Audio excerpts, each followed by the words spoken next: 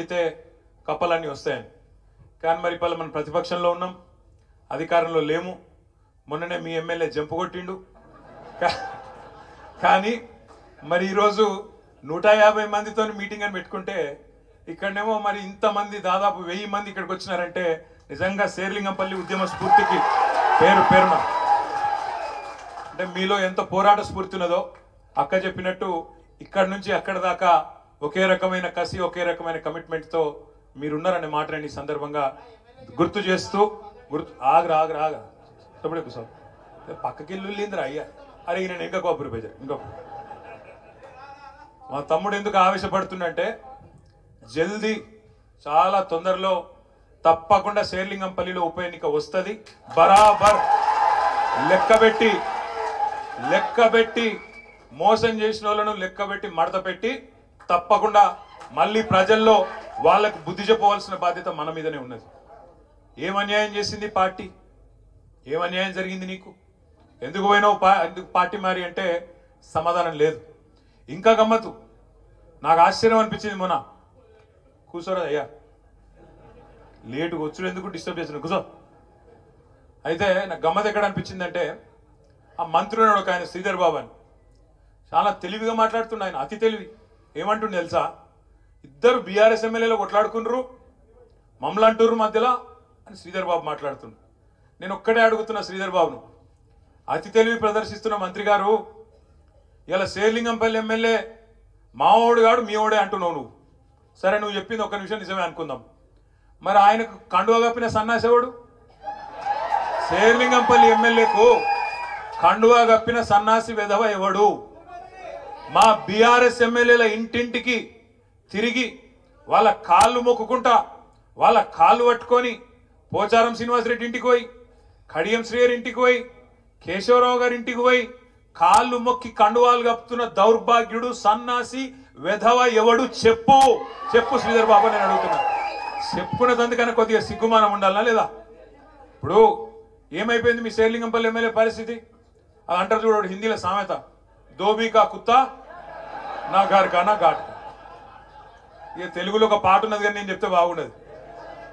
కొద్దిగా చాలా మంది సోషల్ మీడియాలో నడుపుతున్నారు, అది నడవని.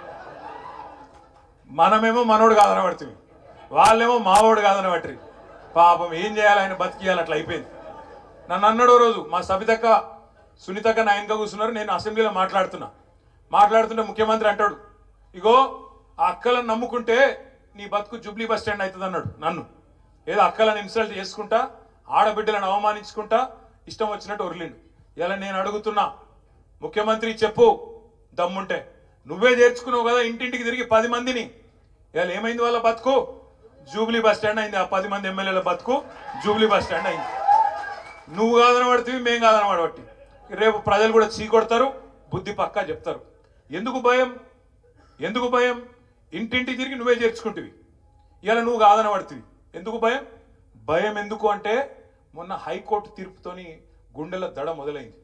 ఎక్కడ ఉప ఎన్నికలు వస్తాయో, ఎక్కడ వీళ్ళందరి విషయంలో మళ్ళీ ఎన్నికలు రాక తప్పదు, వచ్చినప్పుడు ఖచ్చితంగా ప్రజలు బుద్ధి చెప్తారు. కాబట్టి వీళ్ళని ఎట్లన్నా కాపాడుకోవాలి అనే ఉద్దేశంతో పదవుల కోసం ఇవాళ నీతి బాహ్యమైన రాజకీయం ముఖ్యమంత్రి ఆయన మంత్రులు చేస్తా ఉన్నారు. చెప్పు దమ్ముంటే, అవును ఈయన చేర్చుకున్నాం పార్టీలా, ఖచ్చితంగా నేను డిస్క్వాలిఫై చేస్తాం, శేర్లింగంపల్లిలో రేపు ఎలక్షన్ వస్తుంది, కొట్లాడతాం, నేను మంచి పనులు చేస్తున్నా కాబట్టి గెలిపిస్తా అని చెప్పు దమ్ముంటే. అట్లా రా ధైర్యంగా ప్రజల్లోకి. అంతేగాని ఎలక్షన్లలో వస్తాయి కాబట్టి మళ్ళా ప్రజలు మూతి మీద తంతారు కాబట్టి, హైదరాబాద్లో చేసిందేమీ లేదు కాబట్టి, చేస్తున్నవన్నీ గబ్బు రియల్ ఎస్టేట్ పనులు దందాలు కాబట్టి ఏదో ఒకటి చేసి ఎన్నికలు రాకుండా కాపాడుకునేందుకు నువ్వు చేస్తున్న దిక్కుమాలిన రాజకీయం ఇలా గల్లీలో చూస్తున్నారు, ఢిల్లీలో నీ పార్టీ వాళ్ళు కూడా చూస్తున్నారు.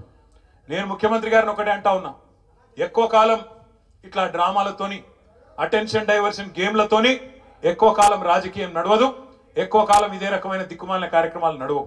మీరు గమనించండి, 9 నెలల్లో ఏం జరుగుతున్నది రాష్ట్రంలో జాగ్రత్తగా ఆలోచించండి. ఎన్ని మాటలు చెప్పిండ్రు ముసలోళ్ళకి, పెద్ద మనుషులకి. కేసీఆర్ 2000 ఇస్తున్నాడు, మేము 4000 ఇస్తాం. కేసీఆర్ అవ్వకిస్తున్నాడు లేదా తాతకి ఇస్తున్నాడు, నేను ఇద్దరికి ఇస్తా. కేసీఆర్ అవ్వ తాతకి ఇస్తలేడు, నేను ఇద్దరికి ఇస్తా అన్నావు. ప్రభుత్వ ఉద్యోగులుంటే వాళ్ళ తల్లిదండ్రికి కూడా నేను పెన్షన్ ఇస్తా అని చెప్పినావు.